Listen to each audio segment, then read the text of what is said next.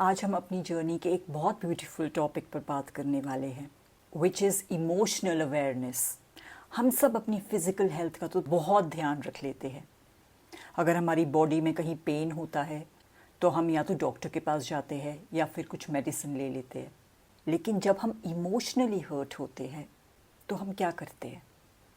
हम उसे इग्नोर कर देते हैं या उसे दबा देते हैं या किसी और पर निकाल देते हैं।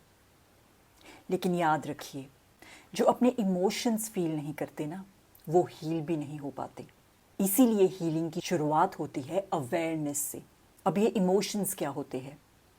इमोशंस हमारे अंदर आने वाले नेचुरल एक्सपीरियंसेस हैं, जैसे happiness, sadness, fear, anger, guilt, jealousy, love, gratitude, peace. और हर इमोशन हमें कुछ बताना चाहता है। जैसे बॉडी में पेन बताता है कि कहीं ध्यान देने की ज़रूरत है, ऐसे ही इमोशन भी हमें एक सिग्नल देते हैं।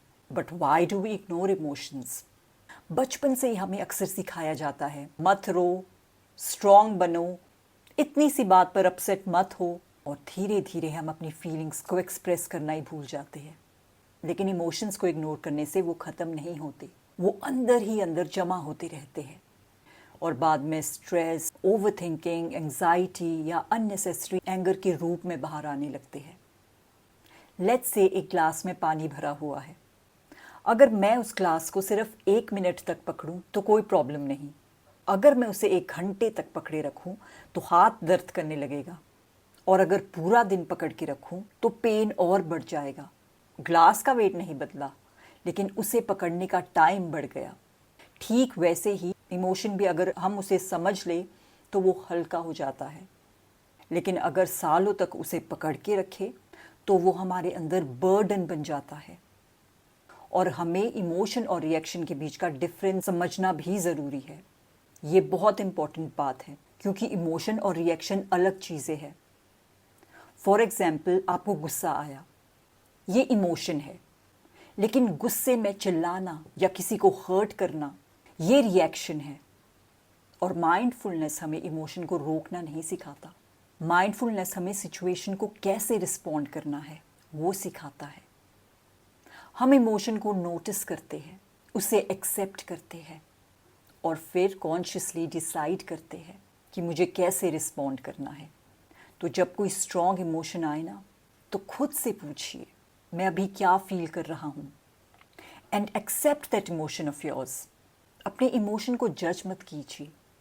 जस्ट से टू योरसेल्फ कि हाँ, इस टाइम पे मुझे गुस्सा आ रहा है, या फिर इस टाइम पे मैं सैड फील कर रही हूँ। और अब अपनी इमोशंस से काम होकर पूछिए कि मुझे ऐसा क्यों फील हो रहा है। इसके पीछे कोई थॉट है, कोई एक्सपेक्टेशन है, या फिर कोई पुराना एक्सपीरियंस ट्रिगर हुआ है। और अब अपने आप से प्यार से बात कीजिए, जैसे आप किसी अच्छे दोस्त से करते हैं, और कहिए कि मैं अपनी फीलिंग्स को समझने की कोशिश कर रही हूँ। देखिए, एक स्पिरिचुअल अंडरस्टैंडिंग हमें ये कहती है कि हम अपने इमोशंस नहीं हैं, हम उनके ऑब्जर्वर हैं। जैसे आसमान में बादल आते और चले जाते हैं ना, वैसे ही इमोशंस भी आते हैं और चले जाते हैं। अगर हम हर इमोशन के साथ अपनी आइडेंटिटी जोड़ लेंगे तो हम उसमें फंस जाएंगे। लेकिन अगर हम अवेयरनेस से उसे ऑब्जर्व करेंगे तो हम उसे समझ भी पाएंगे और धीरे धीरे उसे रिलीज़ भी कर पाएंगे। तो अपने लिए टाइम निकालिए और अपने आप से पूछिए कि आज मैंने सबसे ज़्यादा कौन सा इमोशन फील किया, उस इमोशन के पीछे कौन सी सिचुएशन थी, उस वक्त मेरा थॉट क्या था, और उस टाइम मैंने कैसे रिएक्ट किया। और अगर मैं अवेयरनेस के साथ रिस्पॉन्ड करती तो मैं क्या डिफरेंट करती। You can now take a deep breath in और अपने दिल पे हाथ रख के कहिए that I won't run away from my feelings. और ना ही मैं उन्हें जज करूँगी, मैं सिर्फ उन्हें समझने की कोशिश करूँगी। हर इमोशन मुझे कुछ सिखाने आता है और अब मैं अवेयरनेस के साथ जीना चूज़ करती हूँ।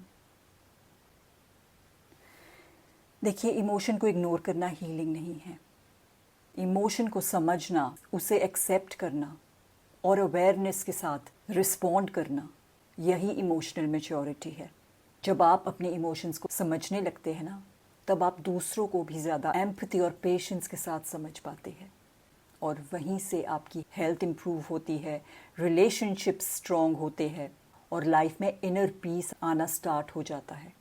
दिन में 3 बार रुककर सिर्फ 1 मिनट के लिए खुद से पूछिए कि इस वक्त मैं क्या फील कर रही हूँ।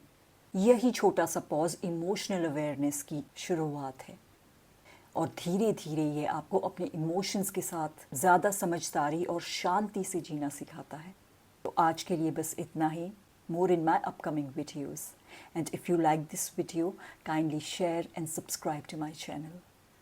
Sending you love and light. Until next time, take care.